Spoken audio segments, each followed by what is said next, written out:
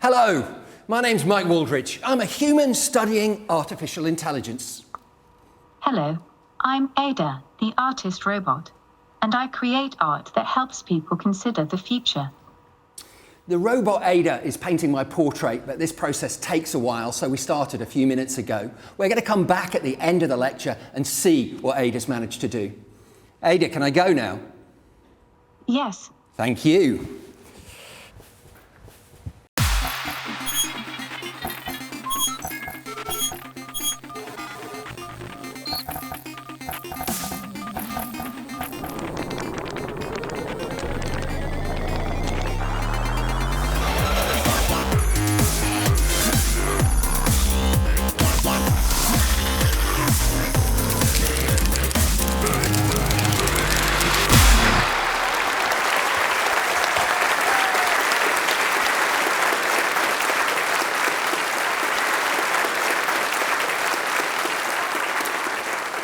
Hello and welcome to the first of the 3 Royal Institution Christmas Lectures, an event supported by CGI, in which we'll see what artificial intelligence is, how it works, and how it's shaping our world. We're entering an era where intelligent machines can do things that seemed impossible just a few years ago. And the pace of change of this new AI is surprising even the scientists that built it. And this new AI was made possible by artificial neural networks inspired by the structure of the brain.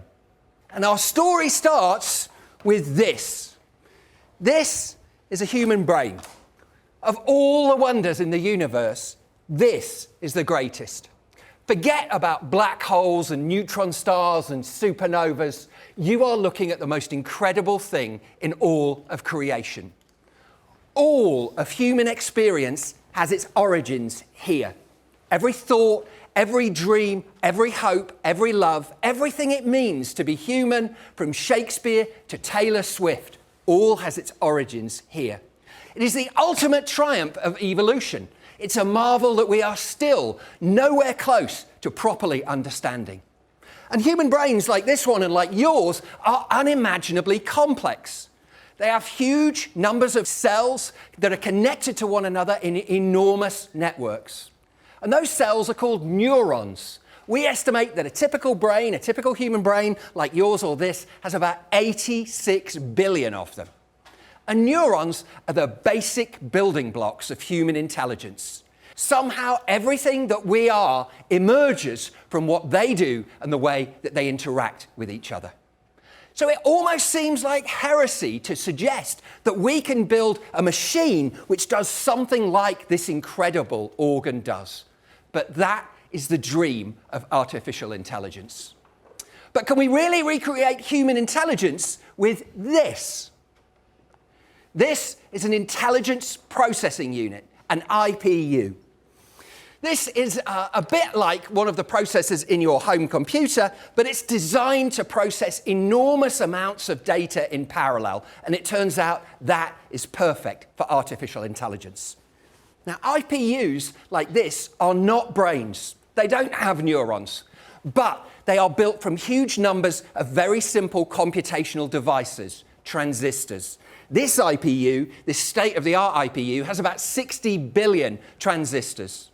Remember, compare that to the something like 86 billion neurons in the brain. It doesn't sound that different.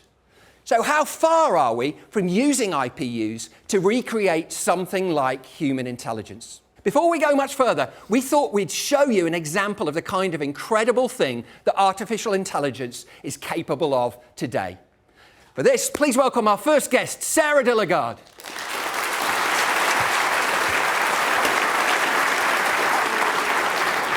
Hello, Sarah, and welcome. Welcome to the Christmas Lectures. Now, Sarah, you have a truly remarkable story. Will you share that with us? Yes, of course. So, just about 12 months ago, I was in a terrible train accident, and as a result, I lost my right leg below the knee, and I lost my arm above the elbow. Oh, wow. And so you've been fitted with a prosthetic arm. Those are nothing new, but what makes this one special? So this one's pretty special because this is what we call a bionic arm. and it's powered by artificial intelligence. Okay, now I understand at this point you've got a party trick to show us involving a can, is that right? Yes. Well, the first thing I wanted to show you is that I've got a movable wrist that can turn all the way round. And then it's got a little bit of power as well. So let me try to crush this can for you. Oh. Okay. It does work. That really is quite a party trick. So how does your arm know how to do that? Well, basically, the way it works is that I think about the movement that I want to make, and I twitch a series of muscles, and the muscle twitches are being recorded by 16 electrodes that are positioned inside the socket, and then transform that into electric impulses that run through the forearm and powers the Cohere hand, my bionic hand. Okay, and where exactly does the AI come into the picture? So the AI is a lot of data recording. It's basically every time I use the arm, every time I make a movement, it records it. It starts to learn how I use the arm, and it starts to predict the movements that I want to make, including rotating it like that. I could watch that all night. Okay, so the AI is being trained on your body, but is your body and your brain, are they adapting to the AI? So I did have a lot of training to understand, because it's very different to think about a movement, and it's more difficult to control it when it is bionic. But when I take the arm off at night and I recharge it like an iPhone, then I miss it. How would your life have been like without this arm? Well, I have to say that this world is being designed for people with two hands, everything. Think about the zipper on your coat, for example, or on your bag, on your rucksack. Think about a parcel, a packaging. For everything, you need to have two hands, one to hold it down and the other one to rip off the lid on something. And with the arm, it helps. Okay. Now, this technology is evolving. AI is moving very fast. What do you hope this arm is going to be able to do in the future?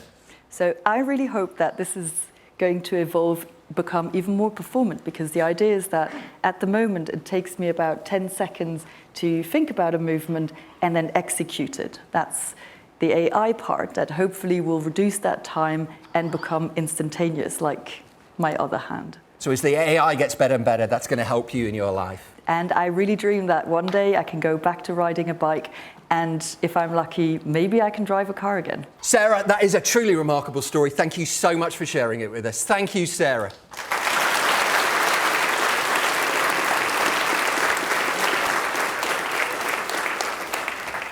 So AI is already capable of amazing things, and it's helping Sarah every day. And in this example, it's working with Sarah's body. But as AI gets better and better, some wonder, might it eventually be able to think like a human? Now, this is a question which has been with us ever since the origin of the first computers. And the best known answer to that question was provided by this man. This is Alan Turing. You may have heard of Turing through his code-breaking work for the Allies in World War II.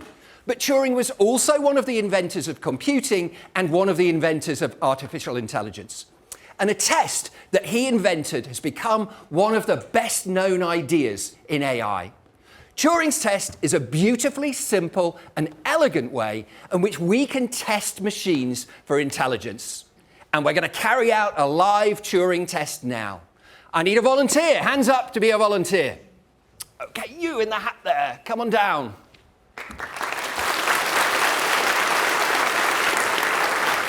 Okay? Come and stand here. Hello, what's your name? Xanthi. Xanthi. Okay, thanks for joining us, Xanthi. We are going to test you to see if you are a human being.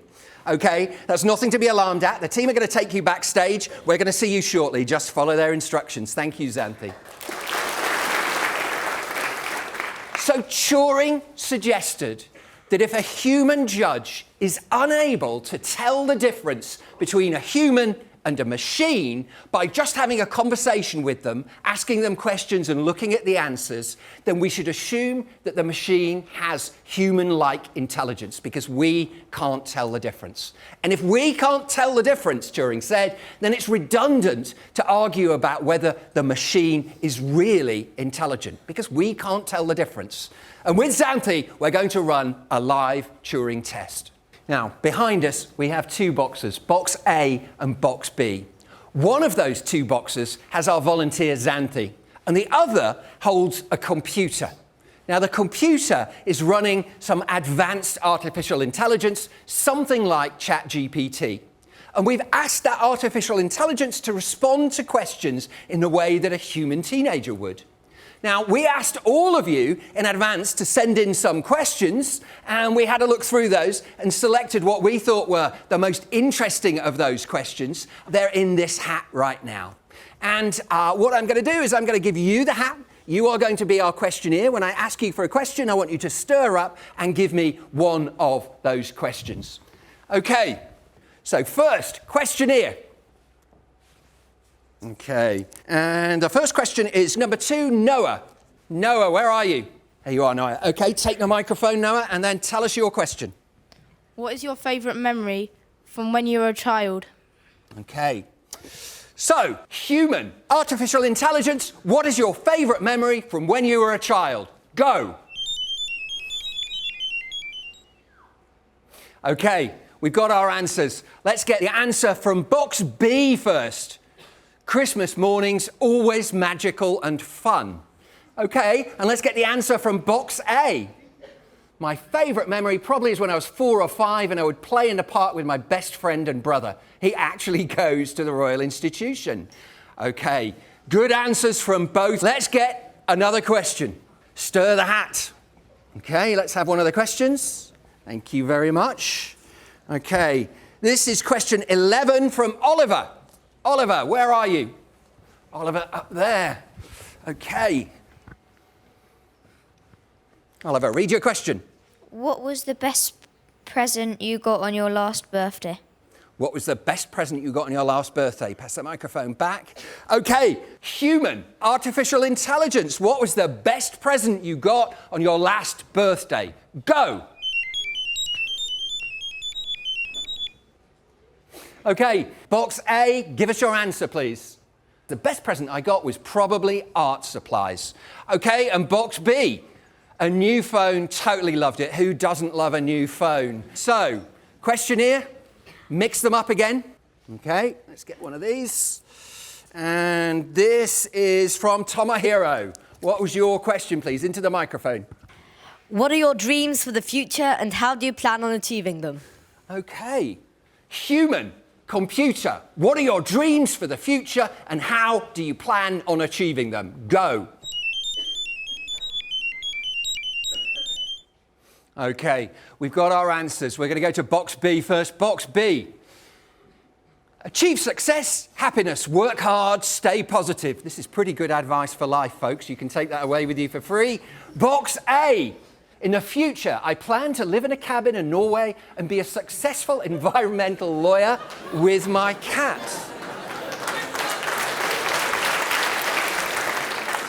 Okay, we're done with our questions. Now, you are the judges. You have to decide which is the human. That's what we're asking you. If you think the human is in box A, put your hand up now, okay? Okay, that's quite a lot of you think the human is in box A. I'm looking up into the stalls. There's quite a lot there. If you think the human is in box B, put your hand up now. Okay, there's a couple of people. I'm getting only a couple of hands. So I think the overwhelming majority of you think the human is in box A, right? Well, let's take a look. Let's see what's in box A. And it's Xanthi!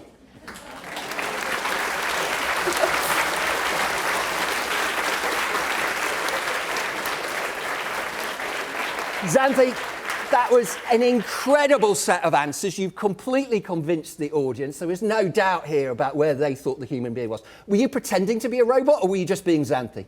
So I was basically just being honest, yeah. Okay, well, you are the only person in the whole room that's been certified as human, and overwhelmingly certified as human. Thank you, Xantha, you've been a star.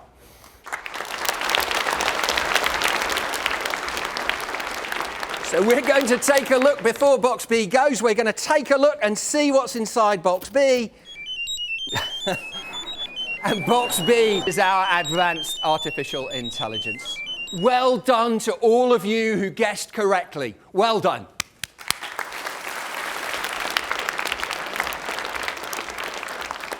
Important though it is, most AI scientists today don't think that the Turing test is the end of the story for artificial intelligence. Even advanced AI can't necessarily pass the Turing test today.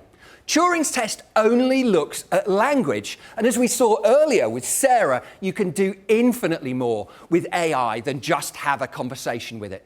But the surprising thing is that some things that we find really hard as human beings turn out to be really easy for AI, and some things that are very hard for AI are incredibly easy for us. So we're going to have a little illustration of this. We're going to play the Can AI Do It game, and I need a volunteer. So let's have some hands up, some volunteers.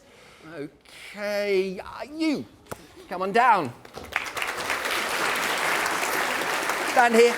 What's your name? Nagendran. Okay, thank you very much for joining us. Now, we're going to play a little game, and I'm going to ask you to look at the screen. And what's going to happen is I'm going to show you some tasks that we might want AI to do for us, and I just want you to tell us whether you think AI can actually do them or not. Okay, is that clear? Yeah? Okay, so let's start with a maths problem. Okay, folks, look at this. Hands up if you think you can do this in the audience. Anybody? Couple of moderately, oh yes, some very confident people up here. What about you? Do you think you can do that one? I can't do that. You can't do that one. Okay, so turn around, face the audience. So do you think that AI can solve that equation? Yeah. You think AI can solve that equation? Okay, well, you're absolutely right. AI can solve it quite easily, and this, as it turns out, is the answer. Folks, you can check that when you get home. You can do, that's your homework for tonight. So most people, I think most of you in the audience, find maths problems like that really quite hard. Now let's look at a problem that's a lot closer to home. Okay, what's this? This is a messy bedroom. Is that your bedroom? No. No, I'm very glad to hear it, but actually that's AI-produced image of a messy bedroom. So, do you get asked to tidy up your bedroom? Yeah. Yeah, we all get asked I get asked to tidy up my bedroom. I'm nearly 60 years old. Okay, so, do you think we have AI today that could go into that room and tidy it up? No. No, you don't? Okay, does anybody think we have AI today that can do that? A couple of people that can do it? Well, no. Sorry, parents, but I'm afraid AI can't help you with messy teenage bedrooms. They're a tricky problem for AI to solve. But isn't that weird? You all looked at that equation and thought, wow, that looks really hard. But looking at a messy bedroom, do you think it requires intelligence to tidy up a bedroom? Little bit. A little bit of intelligence. But you don't have to be a genius. You don't have to be Einstein, do you, to tidy up a bedroom? No, you just have to want to do it, don't you? Okay, all right, so the really interesting thing then is some things that we find easy are really hard for computers, and some things that are really easy for computers are really, really hard for us. Okay, thank you so much, and well, do you want to clear up your mess? Can I take the football? Take the football. The football is yours.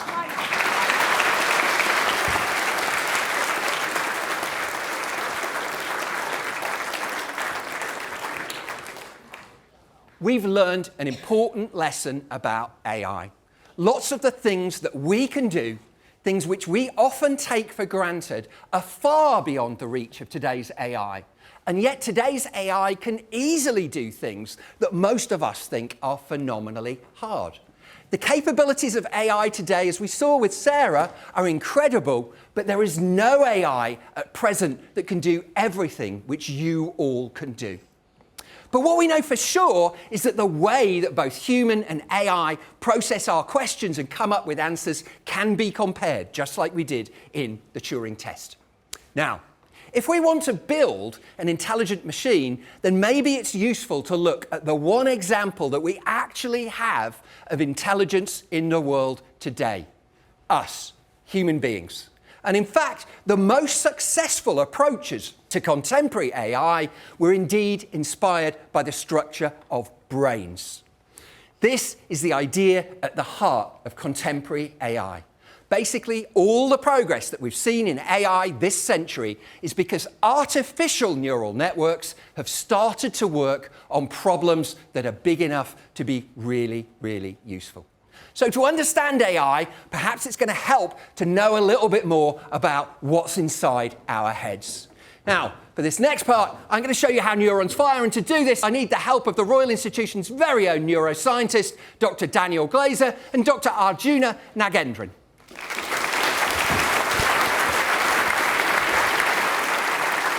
Daniel, we're talking about neurons. Did you happen to bring a neuron with you? I did bring a neuron, Mike. Neuron is just a nerve cell, and it's a cell that produces electrical signals.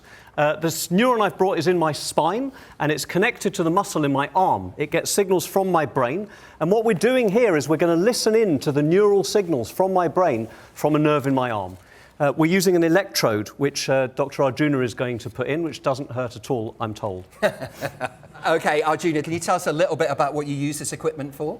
Yeah, so EMG, or electromyography, is used to give us an insight into nerve and muscle function, and also when things go wrong. So, let's get this ready. Okay. So, Daniel, just relax the arm. So that sound you can hear is a few spikes from the neuron in my arm. It's being controlled by my brain. And if I start to straighten my arm a little bit more, you get more spikes. And that's because neurons either fire or they don't. They don't have strength, they just have number of pulses. If I try really hard, you get loads and loads of spikes. So that's a neuron right there, Mike. It's a device that either fires or it doesn't, and it fired loads of times when I was trying hard. OK, and those little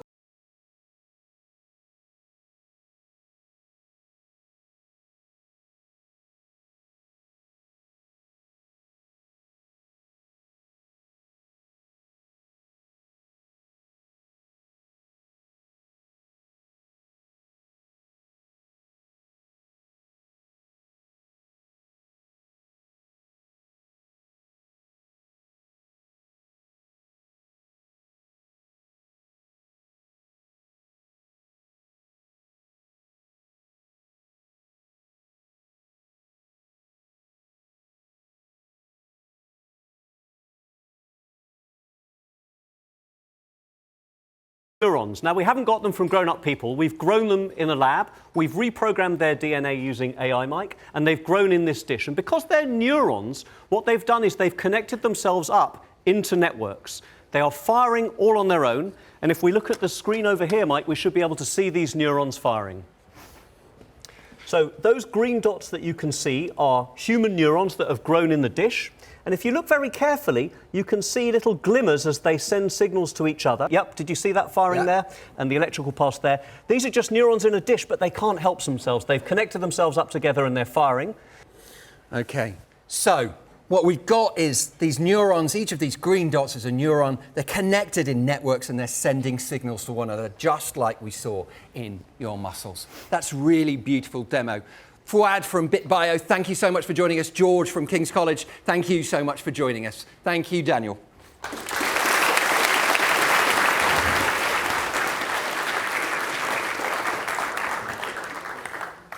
Now, all of the many billions of neurons in our brains are firing just like we saw those fluorescent neurons in the Petri dish firing. But what is each individual neuron actually doing, and how do they come together to create intelligence? How can they make decisions? To explain, please welcome scientist Steve Mould.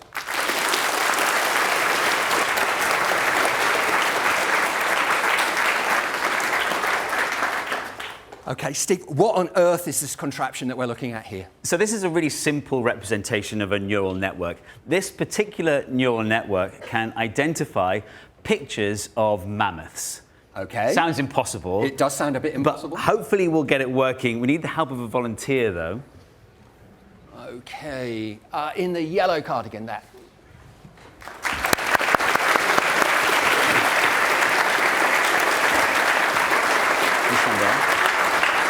OK, what's your name? Rahel.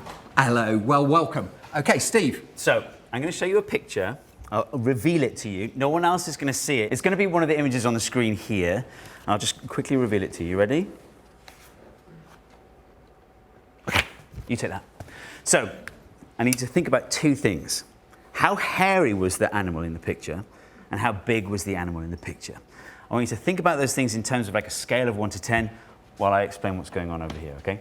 So we've got these two containers that we can pour water into through these funnels. You can think of these like neurons. So this needs to be able to identify if something is hairy or not. This needs to be able to identify whether an animal is big or not. We'll start with hairiness. Question 1, on a scale of 1 to 10, how hairy was the animal in the picture I showed you? I think about an 8. About an 8, OK. So we've got all these beakers of water here that they're labelled 1 to 10, and you can see the amount of water goes up as the number goes up. So you chose 8, right? There we go. So that's quite a lot of water. So take that, and I want you to pour that into the funnel. Can you reach that? Yeah, just about. OK, great. Yeah, keep going. That's fantastic. So because you chose quite a lot of water, the level should be able to rise to at least this funny little U-bend here. I want you to watch what happens when it gets there. Look at that. So that channel has now turned into a siphon. And that siphon effect is pulling all of the water out of this neuron and dumping it in this one. So you chose enough water to reach the activation level of this neuron. So this neuron activated, it fired, and it sent a signal to this neuron here. But you'll notice, look, this neuron hasn't activated yet. That's because the activation level is higher. It's up here. So this neuron is only going to fire if it gets a signal from this one and this one at the same time. So question number 2 then. On a scale of 1 to 10, how big was the animal that I showed you? I'd say about a 9. A 9, OK. So this is beaker number 9. So come around here, and you're going to pour in to the second container, the second neuron. And again, hopefully it's enough. It's quite a lot of water, quite a big number that you chose. That's going to automatically prime the siphon again. There we go. So now this neuron is getting a signal from both of them, and hopefully it's going to reach the activation level. And there it goes. So this neuron is now firing, and it's sending a signal this time to, this is basically our readout. So you can see the needle is swinging away from not mammoth and towards mammoth, right?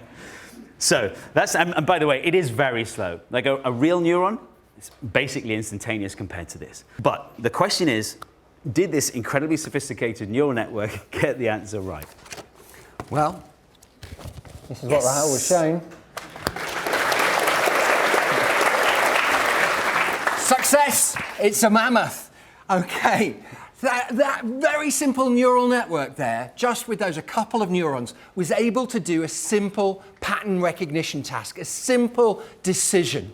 Now, ChatGPT does not involve buckets of water at all, but nevertheless, you can start to see how neural networks like this can make simple decisions and be able to put together, can do complex problems. OK, thank you very much, Rahel, and thank you very much, Steve. Thank you.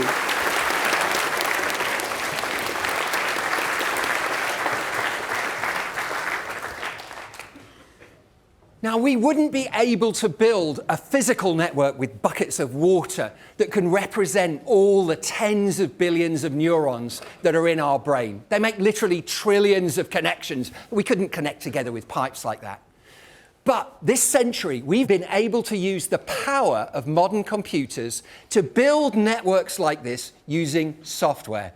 And these are artificial neural networks. And they contain billions of neurons arranged into layers with those software neurons communicating just like we saw in the Petri dish, but also just like we saw in Steve's experiment. So how do we design neural networks out of software to be able to recognize a face or to play a game? The simplest way that we do this is with what's called supervised learning. And supervised learning works by us labeling things for the computer so that it's able to learn and recognize them on its own. We train AI like this every day. Whenever you upload a picture of yourself or your friends onto social media and you label it with your name or their name, what you're doing is you're providing training data for the AI of the social media company so that it will be able to recognize you and your friends in the future. To build AI that can do things for us, it needs data. Without data, we wouldn't have the powerful AI systems that we have today. And data about people, about you and me, is a really precious commodity for the companies that want to build AI. But as well as supervised learning, there's another way that AI learns. And to demonstrate it, I need the help of machine learning scientist Safa Abbas.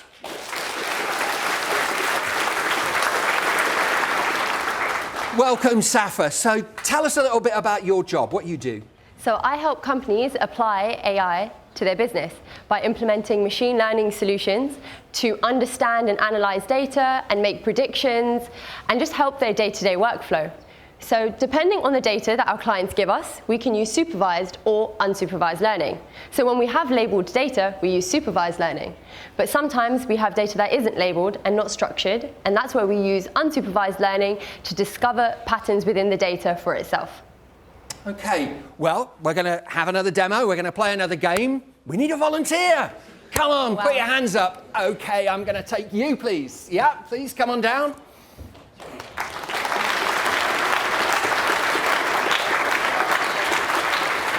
Hello and welcome. What's your name? Khadija. So you go in the middle. So, Safa. Yes, so this conveyor belt is going to bring out a bunch of objects that are going to represent our data set. And what I need you to do is to organize them into 3 categories. But you can choose to do it however you like. You have about 15 seconds for this task. So if we just let the objects come out. You just organize them how you think they're best organized. Okay, I see where you're going with that.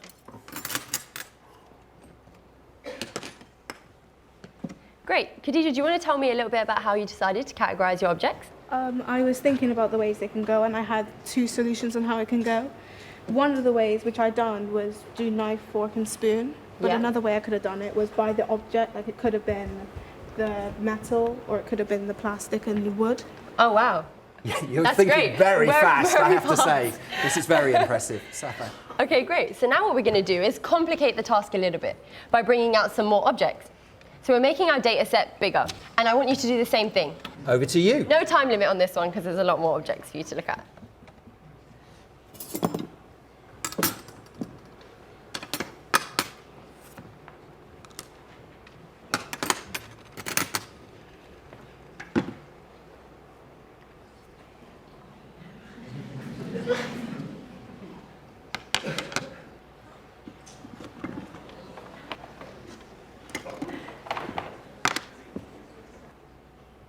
Great. Okay, thank you, Khadija. So do you want to tell me again how you decided to categorize these? This one was more complicated, but I decided to think a bit more outside the box. This one is for metals. This one is with wood and plastic, and this is the ones that I could not categorize. Okay, great. Thank you so much. So this is a really, really simple way of demonstrating how unsupervised learning works. So Khadija here kind of represents our algorithm that is observing the data and learning patterns within the data and then categorizing it. Yeah? Okay, so there's one more thing to do. We've got a random object, and we're just going to test our algorithm as it's been trained. And just this random object, where would you put it? Okay, great. So it fit into your kind of other not wood, not metal category.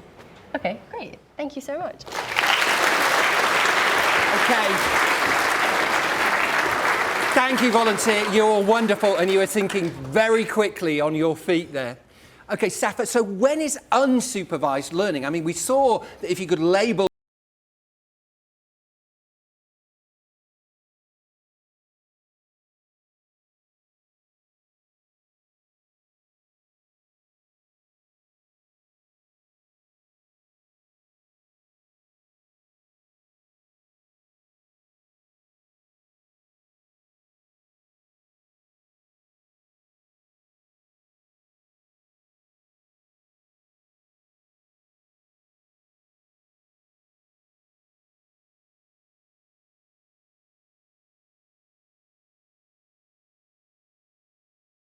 making a difficult subject very comprehensible.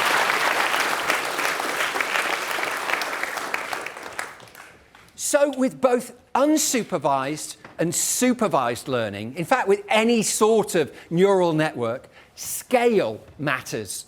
The size of the neural networks, the number of elements it contains, the number of neurons and the number of connections between those, the amount of computer power that you can use to train the model, and how much training data you have to build it, these are all the key ingredients of AI. But as we've already seen, the more data you train a neural network with, the better your results are likely to be, and nowhere is that clearer than with large language models. A large language model is a model like ChatGPT or Cohere or Google Bard. It's a type of AI that can recognize, summarize, translate, and even completely create new knowledge. So, in the picture behind me, is the Bodleian Library. This is from my university in Oxford. It's one of the oldest libraries in Europe, and it's what's called a copyright library. That means every time a new book is published, the Bodleian gets a copy of it. That's a lot of books every year. And in 1598, the Bodleian Library held about 2,500 books. Anybody read 2,500 books? That's a lot of books. Okay, now, we are going to try and visualize the amount of data that's used to train large language models like Cohere or ChatGPT or Bard. So, this tiny little sliver of confetti, which is so small that I think probably the people at the back can't even see it, and I'm having difficulty holding it, that is a representation of how much the Bodleian Library had in 1598. Okay? That is the amount of data that the Bodleian Library had in 1598. Well, today, the Bodleian Library is home to around about 13 million volumes. This is a picture of the Bodleian Library today. Has anybody read that many books? Okay, somebody thinks they have. I don't think you've read 13 million books. Okay, so that is represented by this amount of confetti. Remember, this, it's even disappeared. That tiny little sliver of confetti is the Bodleian Library in 1598. This is the Bodleian Library today. So now, on that scale, let's see how much confetti you would need to represent all the data that was used to train Google Bard.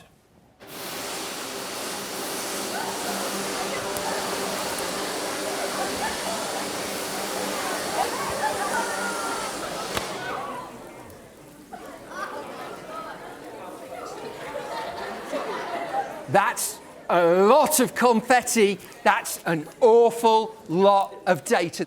So how do large language models use all of this data, this unimaginable quantity of data, to be able to just make a sentence? To understand that, we're going to play a game, and this is called the prompt completion game.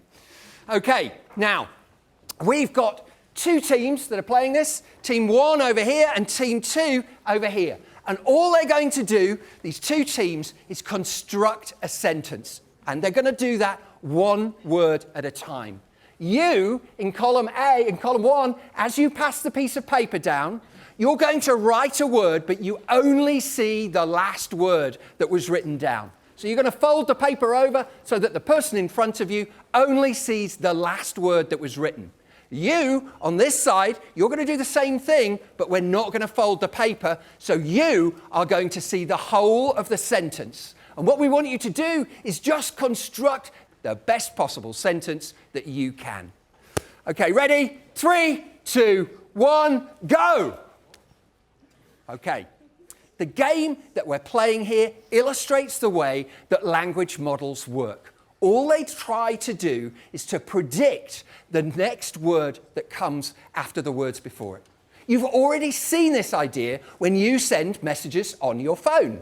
If your mum starts to send you a text message on her smartphone, the phone will suggest completions for her. So, for example, if she types "have you," the phone might suggest "tidied your room" or "walked the dog." So the phone has learned that after she types "have you," that the likeliest next things for her to type are either "tidied your room" or "walked the dog." Here, your phone is doing just exactly what a large language model does. The difference is the scale, the unimaginable scale of data that these models are used to train on.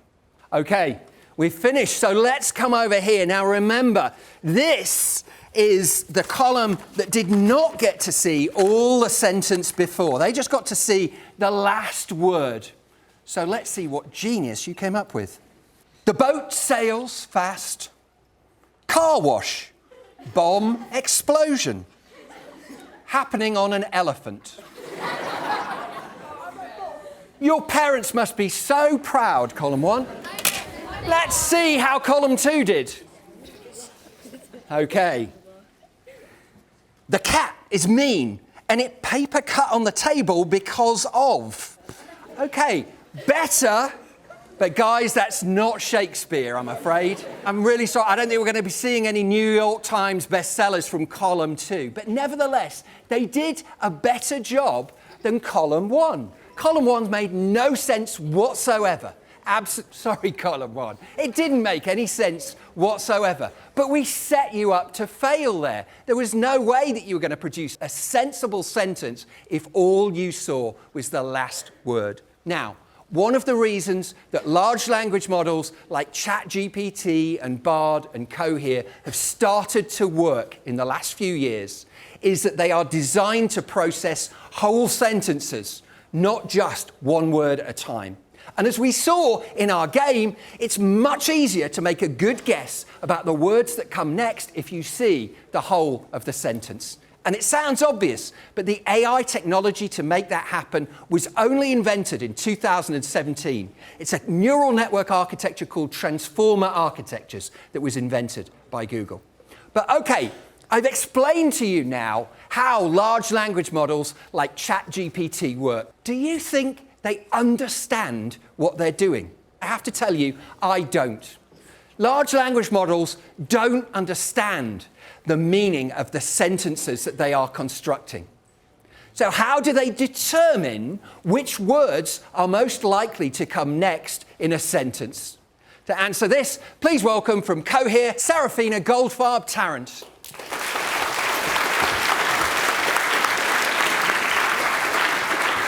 Welcome to the Christmas lectures, Seraphina. Okay, Seraphina, we're going to try and understand how text is understood by large language model.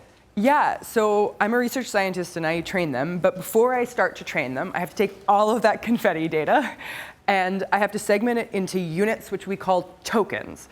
And then you have all of that data, and then the language model gets what the word is based on the context it appears in, and then you can take one of those words and you can plot it into a space. That's what we're going to do now. So here on the floor, what we got is a graph. A graph, just like you've seen in your maths lessons at school. It's got two axes. This is the x-axis, and this is the y-axis. And what we're going to see is how we can plot words on this graph. Now, for the next segment, we need some volunteers, but they're not really volunteers at all, I'm afraid, because we need 10 of them. And so, our 10 volunteers who are going to come down, please, now from the second row. This is your moment. Come on down.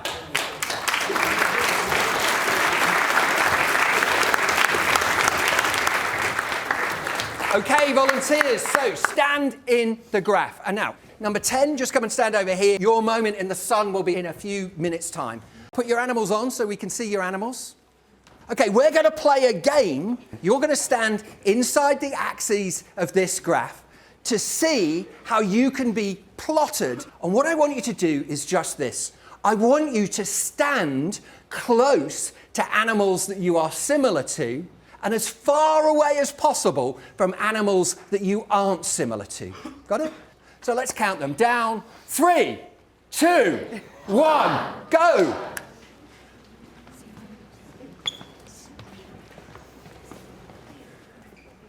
Okay, so how's that looking now, Seraphina, do you think? Yeah, so it looks like we have the cat, tiger, lion group over here, which is like feline-ish. The wolf, fox, dog group over here, so canine-ish. And then the donkey, zebra, horse group over here. So, you've just arranged yourself by putting ideas that are similar, close to one another in this graph. And each of you now has a coordinate in the graph, an X and Y coordinate. That's an X and Y coordinate, which is identifying our cat. This is the X and Y coordinate that's identifying our tiger. This for the lion. So Seraphina, is this what large language models do? Absolutely. So large language models cluster words together that are similar, just like you all have done, by representing those words or tokens as coordinates in space, just like a list of numbers, which we call a vector. Okay, so now, this is your moment in the sun, number 10. You're going to be a very unusual kind of animal. Come forward. You are going to be a toaster. What did you do in the Christmas lectures? I was the toaster. Okay, so same rules for you, right? Stand close to things that you're similar to and as far away as possible from things that you are unlike. Off you go.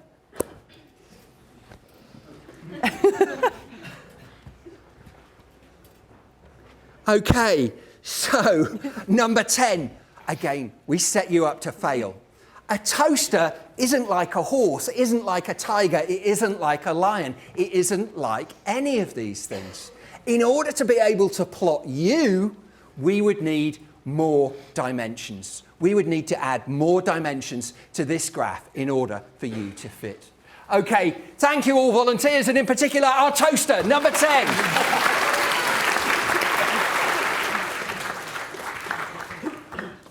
Okay, now, humans like us struggle to think in more than 3 dimensions. But for large language models, we need many more than 3 dimensions. Is that right, Seraphina? Absolutely, yeah. So what we noticed in this is that 2 dimensions was clearly not enough, because since the vector coordinates measure how similar things are based on their meaning, like similar meanings are close by, you definitely need way more than 2, right? You can't separate all words based on similarity in just 2 dimensions.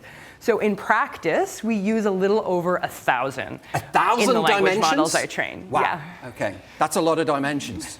Okay, so the language models can draw lots of correlations between those different words. Is that right? And what we noticed was that those words, those animals that were similar, had actually very similar coordinates. Is that right? Yep. Okay, so language models don't just work with words, do they? Right? They can work with sentences or documents.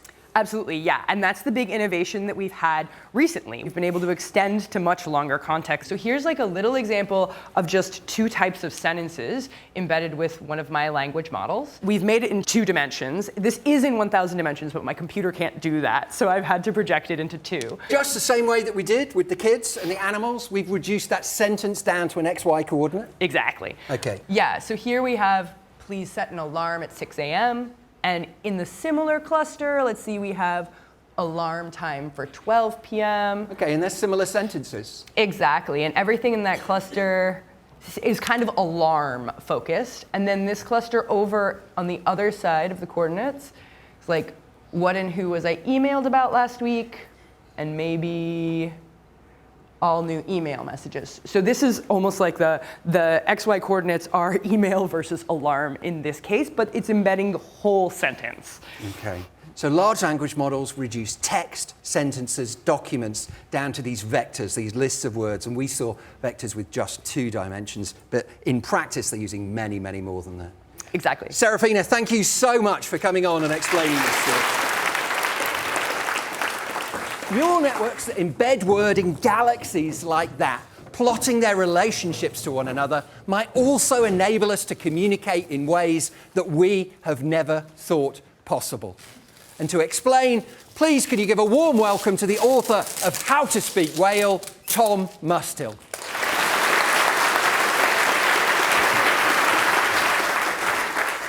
Tom, welcome. But how exactly do we speak to whales? Well, if you want to understand what whales are saying, first you've got to listen. Is the flame organ ready? Are you ready? Yeah. All right. Play the voice of the blue whale.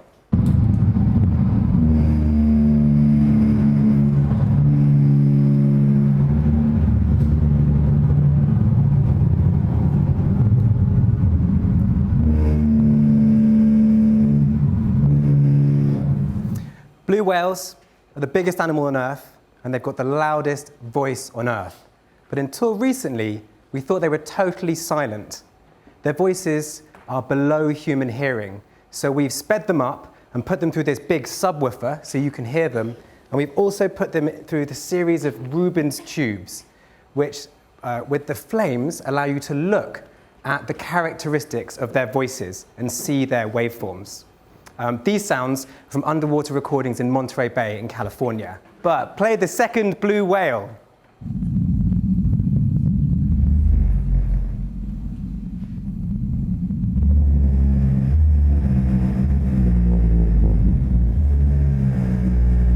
So can you see the shapes or maybe some patterns in these lines of flames? These are very helpful for us. When we have spectrograms, when we make pictures of sound, we can find patterns in those pictures of sound. And AI tools are really useful here because it turns out with natural language processing systems and human language, when you plot all the different parts of a language, say with billions of examples into a giant galaxy, you can find hidden patterns in those plots. And AI tools can find these invisible patterns that we can't see, there's no chance that our brains or mind could perceive them, and it can link them to patterns between languages. And things like Google Translate can match the hidden patterns between different human languages and translate between them. Okay, now you prepared a demo for this, Tom, right? Yes. And for all our demos, we need a volunteer. So let's have some hands up for a volunteer. You guys are keen. Okay, you are keen. Where do you want to go, Tom? Who do you want to pick? You. Yeah. Okay, come on down.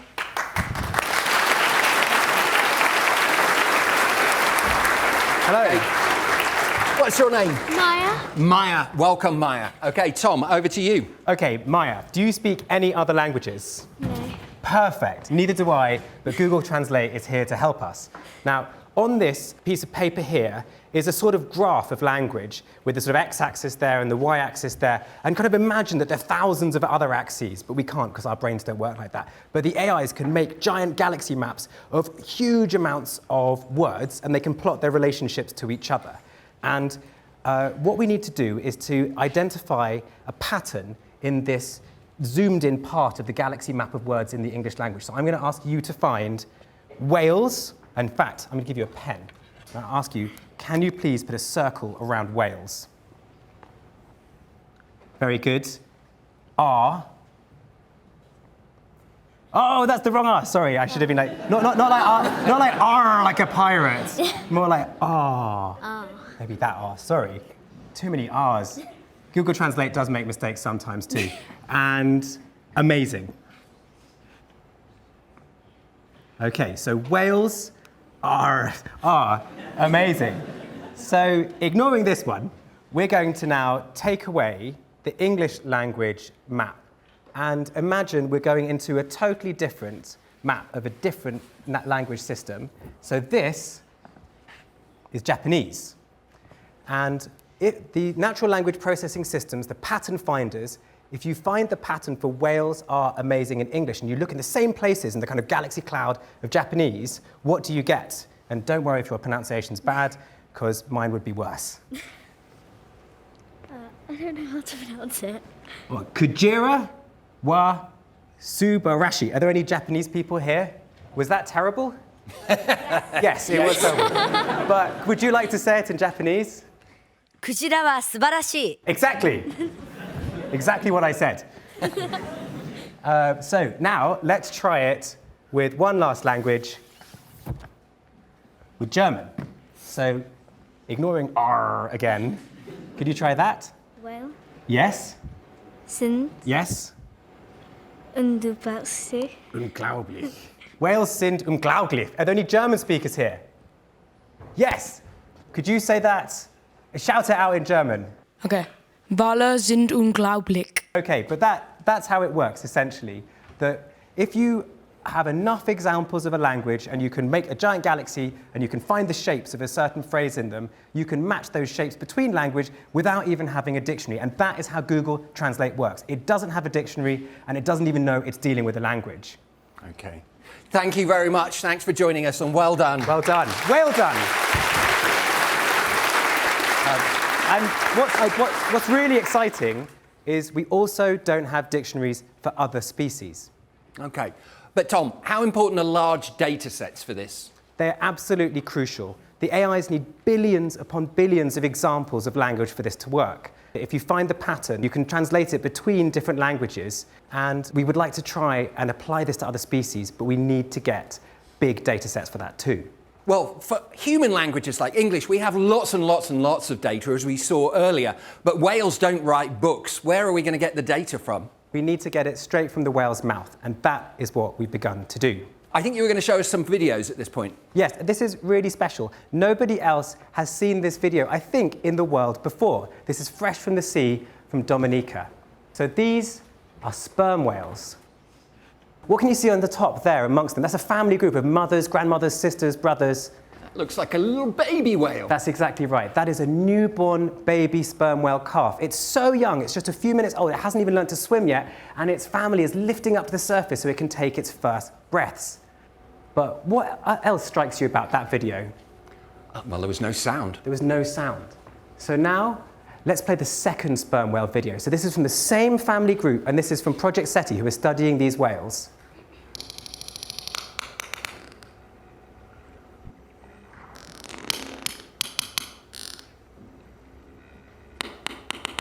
So those clicks you can hear, that is the conversations of these whales. Project SETI not only is studying their lives and their behaviors, but they're recording the conversations so we can match what they're doing with what they're saying. In 1 year, they have doubled the entire data set for every single recording of sperm whales that we ever had before. And in a couple of years, with that information, they hope to do embeddings like this of sperm whale communication systems and try and use these AI tools to find patterns within them.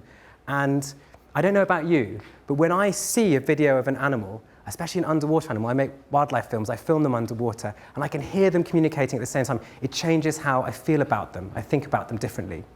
And Project SETI just this week has released some early AI analysis. They think that whales have vowels. We can't hear them, we just hear clicks, but the AI tools have found in between those clicks vowels, which maybe indicate that they've got something like a language. Wow. So where is this going? I mean, am I going to be able to understand what my dog is saying to me soon? I mean, maybe. We just don't know. We've never listened to other animals enough before, but dogs and cats are some of the biggest data sets we have. Think of the internet. It's almost like it was built for cats. So that's one thing. And there's another thing I love when I go out for walks. There's an app you can have called Merlin on your phone. It's free. You turn it on, it just listens to all the birdsong around you, and the AI scrolls through all of the sounds and it identifies which species they might be. And I think the most exciting thing is that maybe when I make my next nature film, it might not just have underwater sound, but it might also have subtitles. That's incredible. Thank you so much, Tom. Thank you very much. Thank you.